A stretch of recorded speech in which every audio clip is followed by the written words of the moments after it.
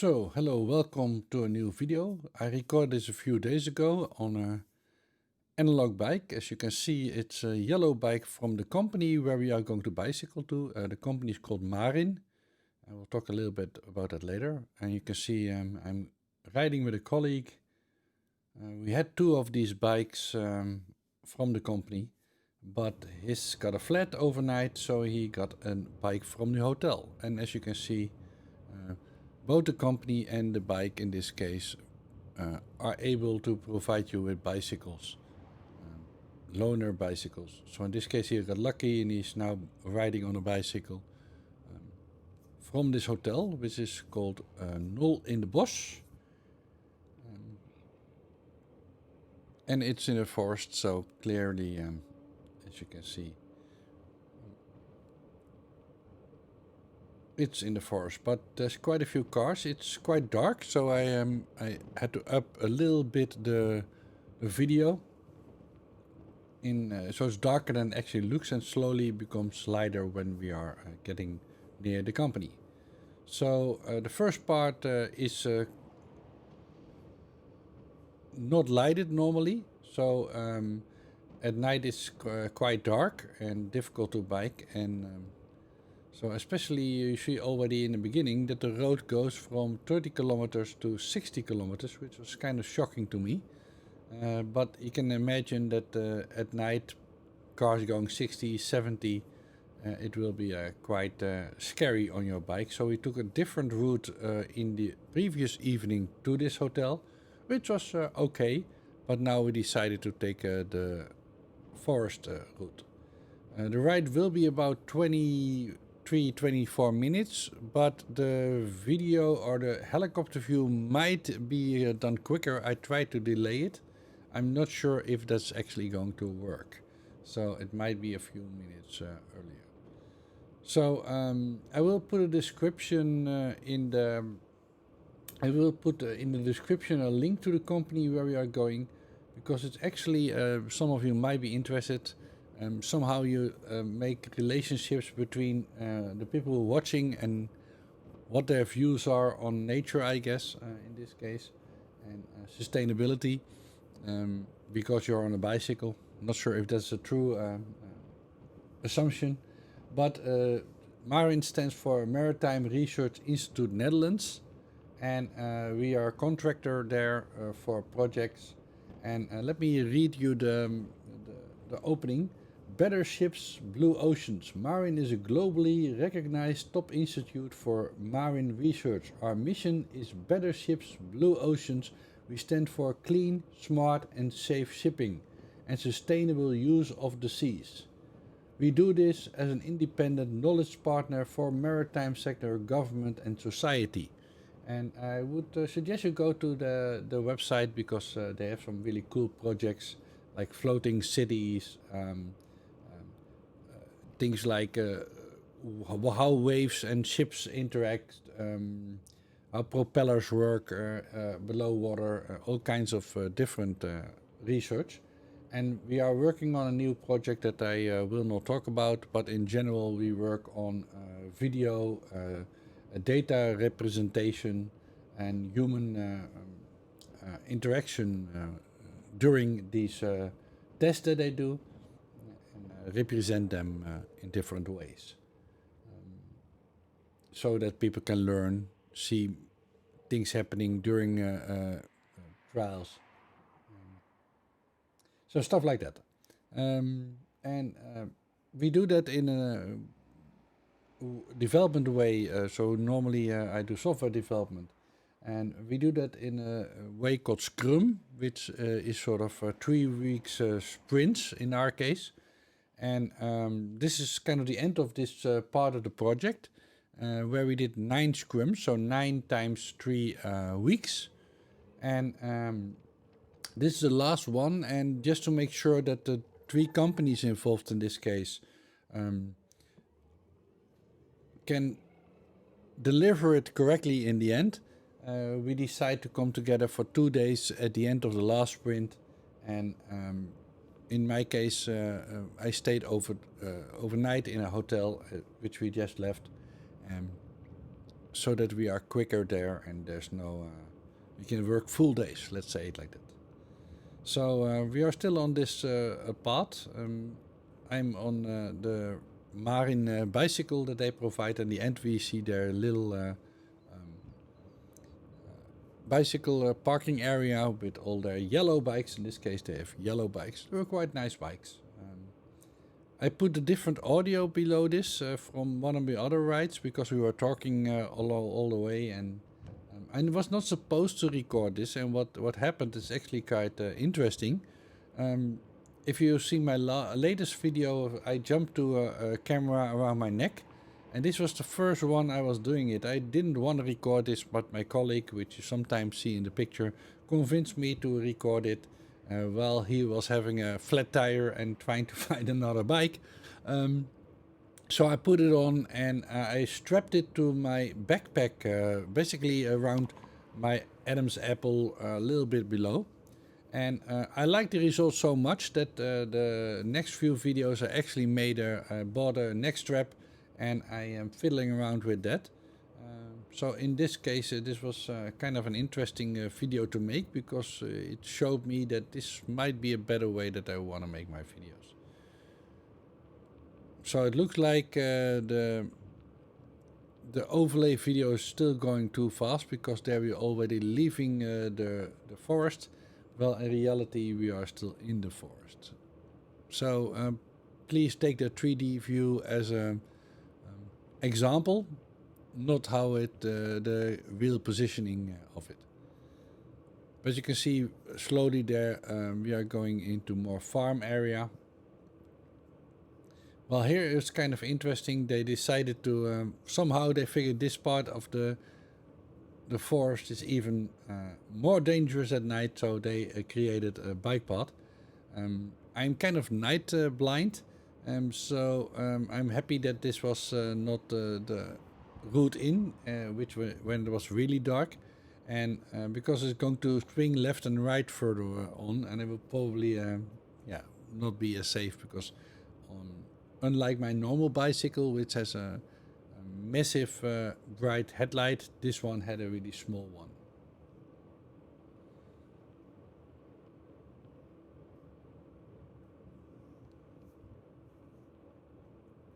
So if I forget to put a link to the Marian Institute in the description, please tell me and I will put it in later on.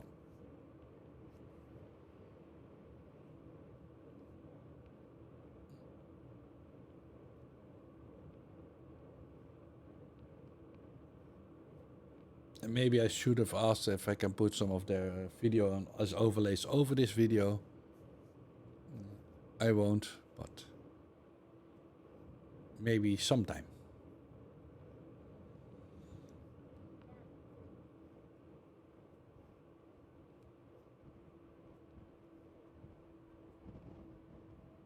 As you can see, this is quite a windy sort of road.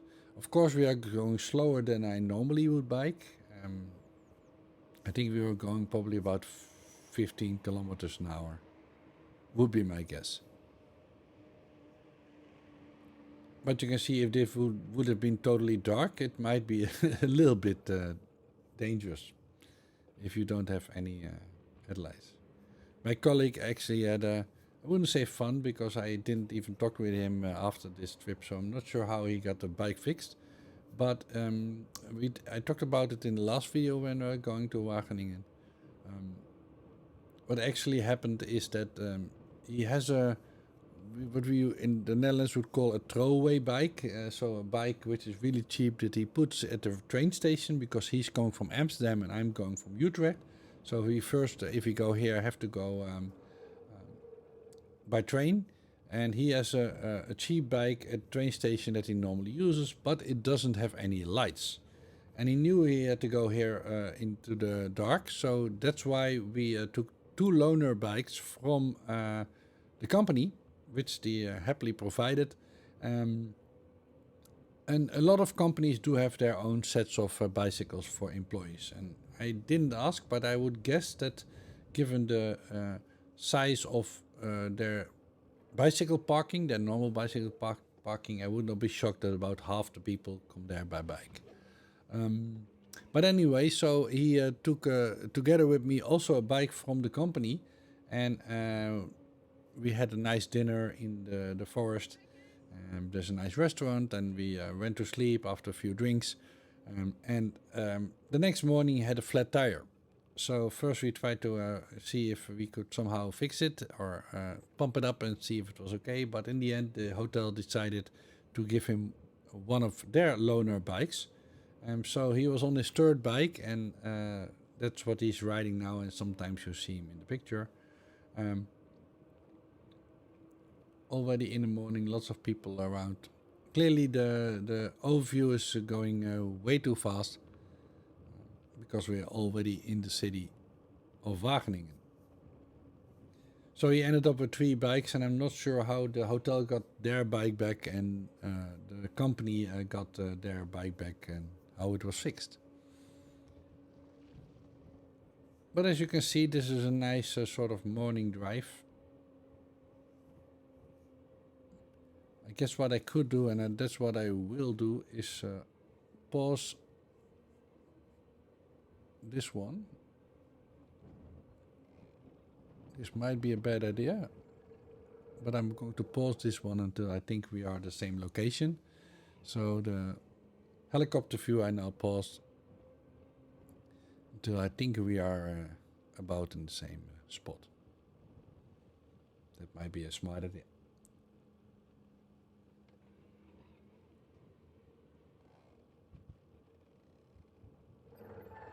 So slowly getting light. The video is a little bit more iffy because we started in quite a darker situation and had to add some noise reduction to the video. But slowly the sun is coming up, and when we get there in about 10 minutes, it's pretty much daytime. Still quite dark compared to midday. So the camera is still having some troubles, but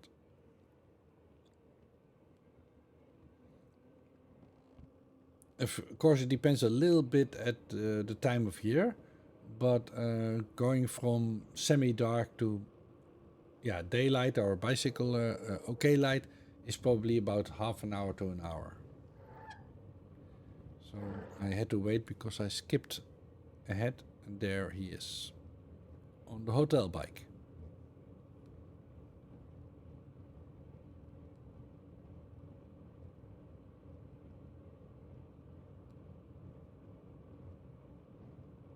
The second problem that I have to the video is in the city part it didn't take exactly the same route, so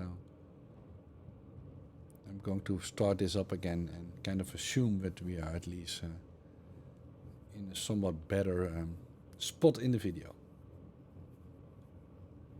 It was quite cold also here, so I'm wearing gloves of course, and like my colleague a muts. I'm not sure how you call it in English, a hat, but more snow thingy. And as you can see, even in these smaller cities, not that much car traffic, but quite a few cars and quite a few bicycle spots that you can use. You can also see every city sometimes has a slightly different design, but most cities would have underground places to put your garbage. So when I see one again, I will point it out. This one is not sure, might be for clothing or whatever. I was not sure.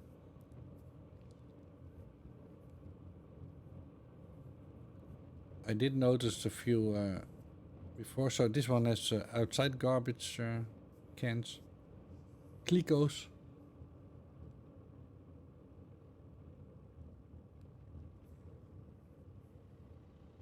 School.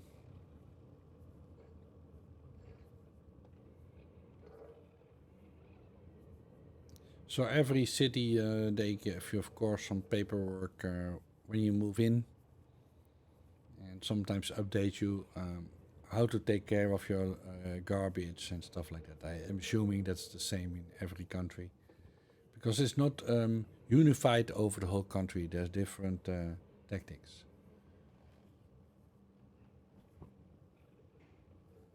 In most city parts, they will now do underground garbage containers that they take out and then dump into a truck. But I understand that people are interested in this, so one of the best videos around it is by Not Just Bikes, where he talks about garbage collection. It seems to be one of his most popular videos.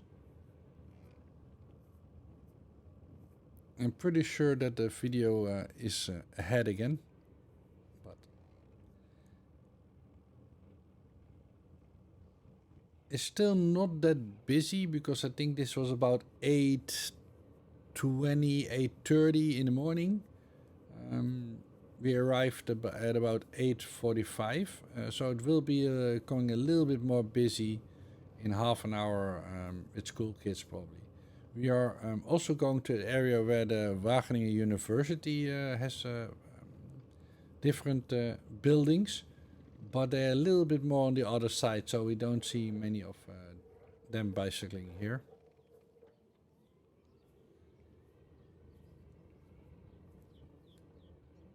Because of most cities that have big universities, and this one has,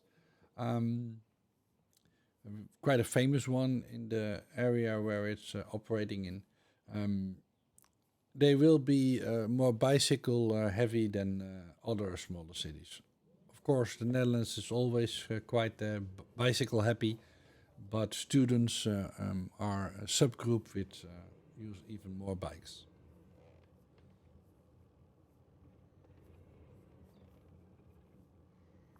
Although we do see the same sort of building, so we might not be, I would always call this style Bijlmer, Amsterdam ghetto. No, let's not call it ghetto, that would be unnice, but there are a certain time period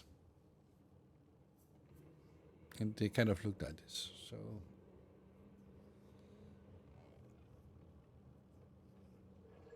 but again, it gives you a good feeling about the diversity of the bicycle paths, and they're not always red as you found out, but where they are red, and I'm assuming, I'm not sure that's true, but for visual reasons they might not do it in all areas, but I would venture that most of them over time will be made red, because it's such a nice hint to cars and also to bicycles itself, even if you're not familiar in the area, where to go and how to go. And they are made of a special material, I'm pretty sure by now you know. They are not painted red, they are sort of about 2 centimeters of special asphalt, so they are also nice to ride on. But as you can see, it's not always, so this part is not.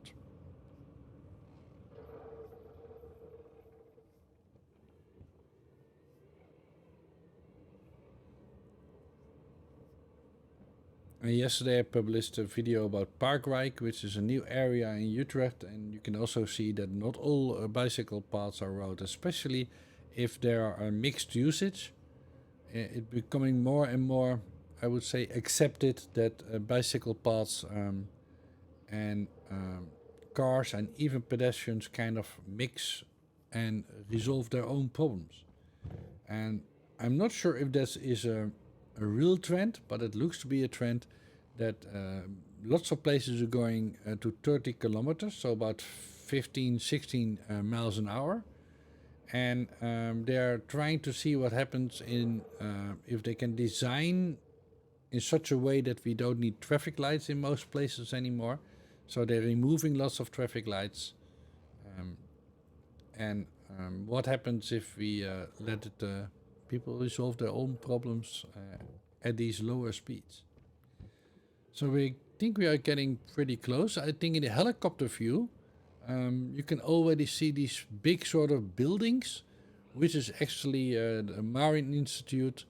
And yeah, they're quite big because most of them have like these big swimming pools inside, water basins where they test different scale models, some up to 7, 8 meters long, and they generate waves and see what happens. So there is quite a big sort of objects in the helicopter view, as you can clearly see.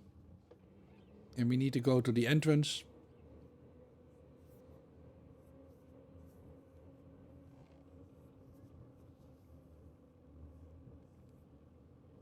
And if you go to their website again, marin.nl, but I will put a link in the description, you see that they are doing some quite cool stuff, which we are only helping them in a really small part.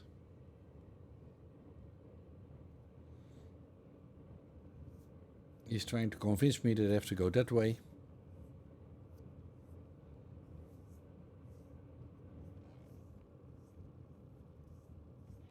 You are taking a slightly different route even here, but it's pretty close. So I'm using commute to plan this out after the fact, because I forgot again to put my GPS on. And if I'm on a rental bike, I tend to forget to do that because my normal bicycle automatically tracks my GPS data.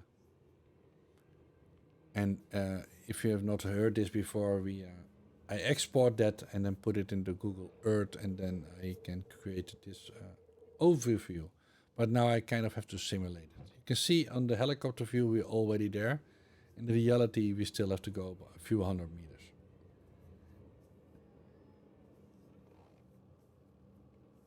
And for some reason, my colleague thinks we have to go to the right. Well, my route planner, as you can see, claims that we have to go to the left, which is kind of funny. I guess he was not awake yet fully, since this is quite a known road for both of us. So, but we are now convinced that we have to go to that direction. And you can see, because that's quite nice, we can make it a little bit bigger, and I will do that in the helicopter view. You can see on the top of the buildings that are from Marin. And you can also see they have a lot of solar cells on these roofs. And in these different buildings are these different, among other things, because they have more, but part of them are filled with these water tanks. That's why they are so long and have this shape.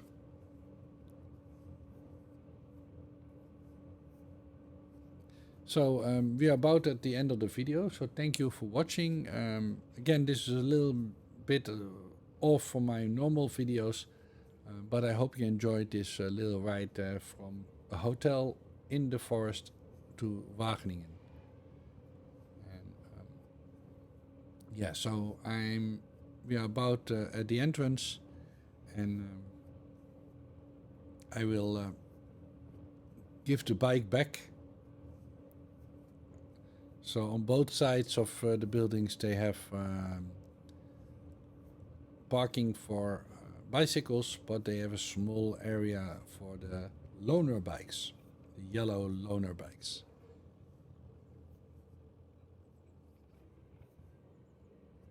And they're quite sturdy. I think there are several bicycle companies that make special bikes for like the transit companies, but also for deliveries and for, let's say, bikes that you get from companies as loaner bikes, because they are mostly sturdier built, easier to use, have some way to connect your bag.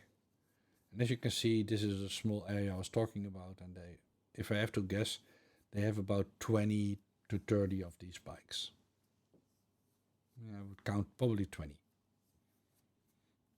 And just like with your toilet stop, sometimes you have to get the key inside and sign out a little paper, and then they will loan you a bike. So thank you for watching, and see you in the next one. Bye bye.